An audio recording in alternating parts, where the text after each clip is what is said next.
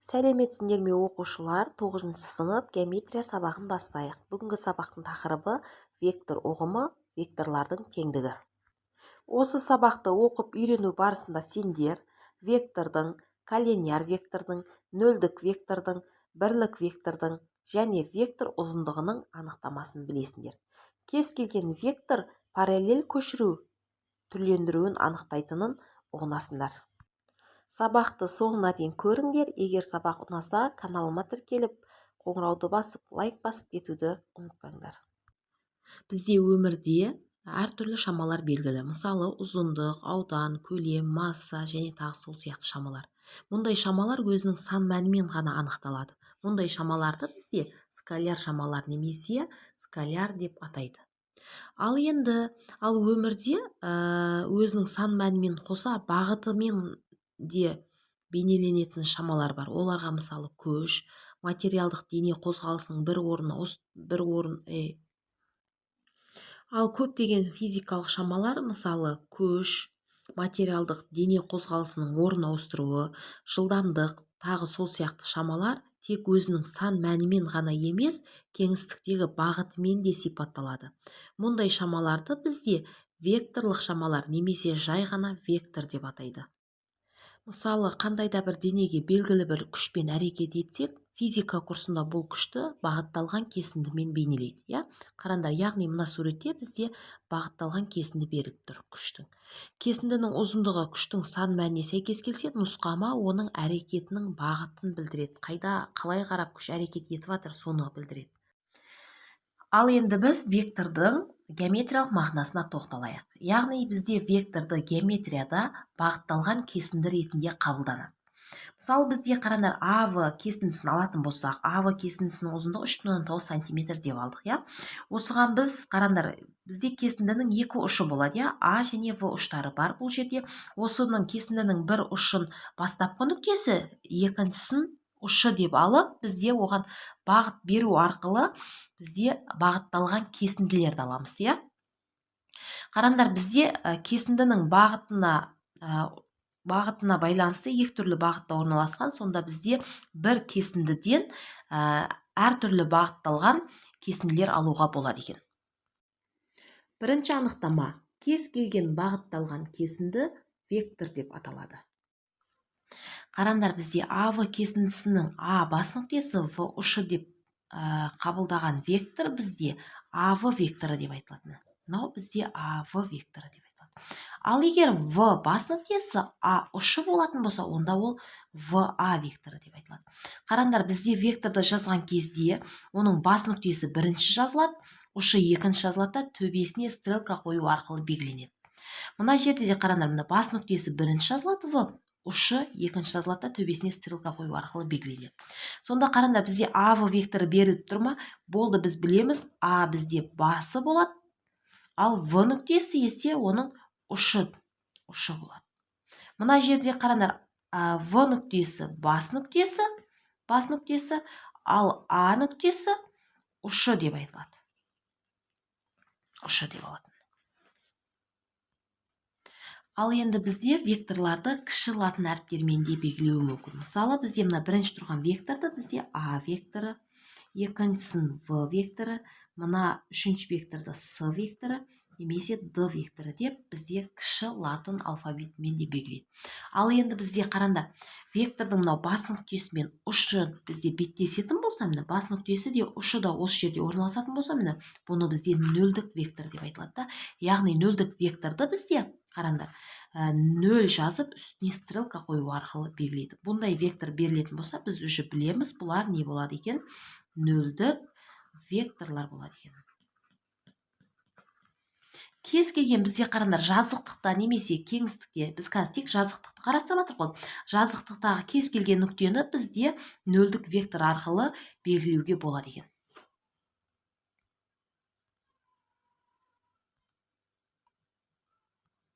Ұзындығы бізде мына АВ векторының модулі деп айтылады. Яғни бізде АВ векторының модулін бізде АВ төбесіне стрелка қойып сыртынан модуль арқылы беріледі. Осылай берілсе бізде бұны біз АВ векторының ұзындығы деп айтамыз. Яғни АВ векторының ұзындығы бізде мына АВ кесіндісінің ұзындығына тең болады. Ал енді қарандар, яғни бізде АВ векторының ұзындығы 3,9 сантиметрге тең. Мына жерде қарандар, ВА векторы берілген, ол да бізде қарандар, ВА векторы да бізде АВ кесіндісіне тең, яғни бұл ВА векторының модулі немесе ВА векторының ұзындығы да бізде 3,9 сантиметрді береді. Ал енді қарандар, біздер мынандай А векторының ұзындығын тап десе, бізде А векторының ұзындығы дегеніміз А векторы жазамыз да сыртына модуль қоямыз. Яғни бізде осы берілсе, біз онда АВ векторының модулін немесе ұзындығын табуымыз керек. Мына қарандар, бізде АВ деп А векторының модулі, қарандар, А векторының модулі бізде яғни 2,1 сантиметрге немесе ұзындығы 2,1 сантиметрге тең деген сөз. Бұл жерде В векторы бар, В векторының модулі есе, яғни ұзындығы қаншаға тең екен? 1,8 сантиметрге тең екен. Енді бізде С векторы берілген, С векторының бізде модулі қаншаға тең дейтін болса, немесе ұзындығы қаншаға тең болса, ол 1,2 сантиметр деп алайық. Деп жазамыз, себебі С векторының ұзындығы 1,2 сантиметрге тең. Ал Д векторын қараңдар, Д векторының ұзындығы немесе модулі бізде 1,7 сантиметрге тең. Бізде егер қараңдар, егер вектордың ұзындығы немесе модулі 1-ге тең болса, онда ол бірлік вектор деп айтылады.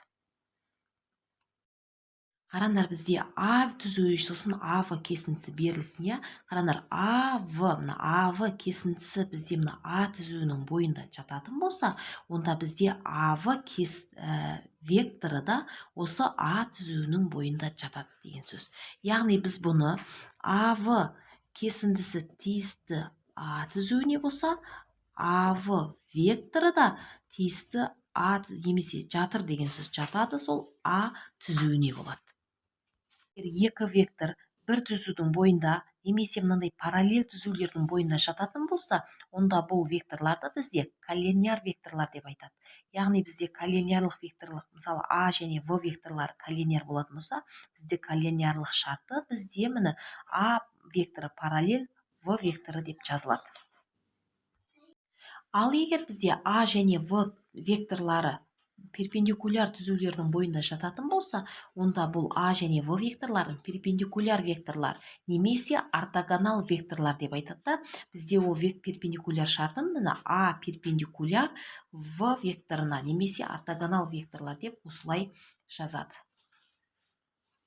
Егер А векторы С түзуіне параллель түзудің бойында жататын болса, онда бізде А векторы параллель болады С түзуіне. Ал егер А векторы С түзуіне перпендикуляр түзудің бойында жататын болса, онда бізде А векторы перпендикуляр болады С түзуіне. Ал егер коллинияр векторлардың бағыттары бірдей болатын болса, онда біз ондай векторларды бағыттас векторлар деп айтамыз да. Мына жерде қараңдар, А вектор мен В векторының бағыттары бірдей, онда А векторы бағыттас В векторына деп жазылады. Ал егер бізде А вектор мен В векторының бағыттары әртүрлі болатын болса, онда бізде бұлар бағыттас емес векторлар, яғни қарама-қарсы бағытталған векторлар деп айтады. Онда бізде А векторы былай, міне А векторы қарама-қарсы бағытталған В векторы деп белгіленеді. Бізде осындай белгілеу көрсеңдер болды, олар бізде параллель, яғни коллинияр, бірақ бізде қарама-қарсы бағытталған векторлар деп түсінеміз. Ал енді қараңдар, бізде бағыттас векторлардың мынандай төмендегідей қасиеттері бар. Егер бізде мынандай 4 вектор берілсе, қараңдар, бұл жерде А векторы мен В векторы мен А мен В векторы бағыттас, және В векторы мен С векторы бағыттас болып тұр. Міне, олай болатын болса, бізде А В-ға бағыттас, В С-ға бағыттас болатын болса, А мен С да бір-біріне қандай векторлар болады екен? Бағыттас векторлар болады екен. Мына жерден көрсек болады. Ал енді қараңдар, А векторы мен Д векторы қарама-қарсы бағытталған, міне А векторы мен Д векторы. Ал В мен Д да қарама-қарсы бағытталған, міне Д бұлай қарап, В.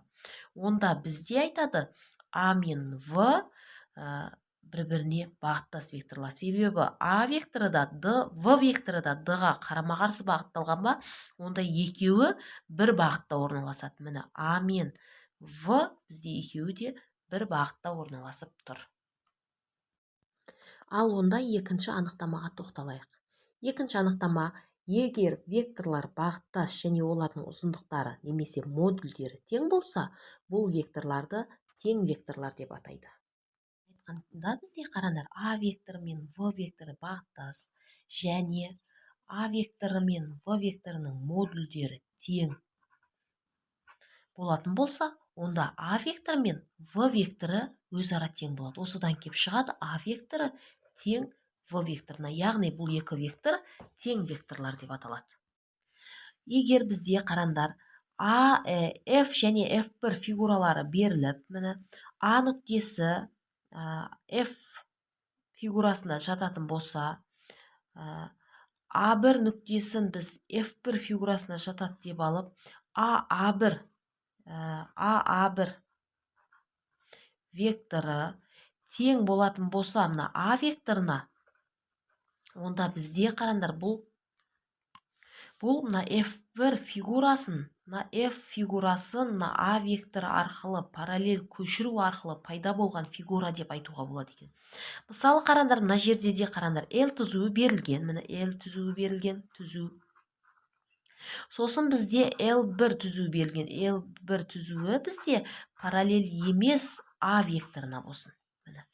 Сонда бізде қараңдар, А векторы арқылы, міне А векторы арқылы мынау не істеп тұр? Дәл осындай векторға параллель көшіріп тұр. Сол сияқты бізде кесіндіні де параллель көшіруге болады. Мысалы бізде мынандай АВ кесіндісі берілген, осыны біз мынандай А векторы арқылы біз мынандай А1 В1 кесіндіге параллель көшіре береміз. А1 В1 деп. Яғни қараңдар, А1 В1 кесіндісі АВ кесіндісін А векторға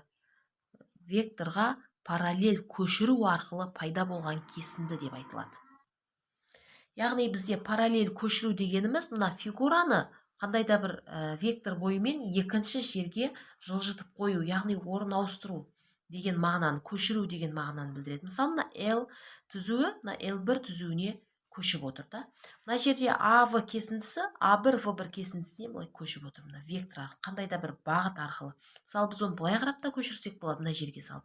Немесе былай қарап көшірсек те болады. Дәл мына жерге осы кесінді барады. Былай көшірсек те болады, былай көшірсек те болады. Ол кезде бірақ бізде қазір векторымыз былай қарап оңға қарай бағытталып тұрса, біз жоғарға көтеретін болсақ, вектор былай қарап бағытталады. Вектордың бағытына байланысты бір орыннан екінші орынға жылжыту арқылы пайда болып тұр. Ал онда теоремаға тоқталайық. Теорема өзара тең векторларды қандай да бір параллель көшіру арқылы үйлестіруге немесе беттестіруге болады. Және керісінше параллель көшіру арқылы үйлесетін векторлар өзара тең болады. Айталық қараңдар, бізде АВ және СД векторлары тең болсын. Онда бізде анықтама бойынша АВ векторының модулі мен СД векторының модульдері де не болады? Тең болады, Онда бізде тең векторлардың бізде тең және олар бағыттас болады. Сонда АВ векторы бағыттас СД векторына болады. Олай болатын болса, қараңдар, бізде АВ ДС төрт бұрышында екі қабырғасы бізде параллель болып тұр ма? Қалған екі қабырғасы не болады? Параллель болады. Сонда бізде АВ ДС төрт бұрышынан, яғни төрт бұрышынан бізде мына екі қабырғасы тең болып тұр ма? асы мен ВД қабырғаларда не болады екен? Тең болады екен. Яғни бізде асы векторы мен ВД векторлары тең болады. Яғни қараңдар, осы жерден кеп шығады, мына АВ векторын СД векторына параллель көшіру арқылы пайда болды деуге болады. Яғни А нүктесі С нүктесіне көшеді, в нүктесі д нүктесіне көшеді. Яғни мына векторды жылжытып әкеп қойған кезде мына вектормен яғни не істейді? Беттеседі. Яғни қараңдар, параллель көшіру арқылы пайда болады деген сөз. Осыдан бізде мынандай салдарлар кеп шығады. Бірінші салдар, егер АВ векторы тең СД векторы болса, онда АС векторы мен ВД векторлары да тең болады. Екінші салдар, кез келген А нүктесінен бастап берілген А векторына тең бір ғана вектор салуға болады. Екінші салдарда бізде міне кез келген А нүктесінен А векторына тең бір ғана вектор жүргізуге болады дейді. Міне А нүктесінен мына А векторына тең болғаннан кейін бізде тең векторлар бағыттас болу керек. Сосын олардың ұзындықтары тең болу керек. Бізде міне бағыттас бір ғана. Бізде мынаның ұзындығына тең басқа да бірнеше векторлар жүргізуге болады, бірақ олар не болады? Бағыты бірдей болмайды. Сонда бағыты бірдей болмағаннан кейін оларды біз тең векторлар деп айта алмаймыз. Сонда бізде тек біреу ғана жүргізуге болады екен. Оқушылар, осы айтылғаннан әрбір вектор белгілі бір параллель көшіруді анықтайтындығын және керісінше кез келген параллель көшіру белгілі бір ғана вектор арқылы анықталатынын көреміз. Осымен сабағымыз аяқталды. Егер сабақ ұнаса, каналыма тіркеліп, лайк басып, қоңырауды басып кетуді ұмытпаңдар.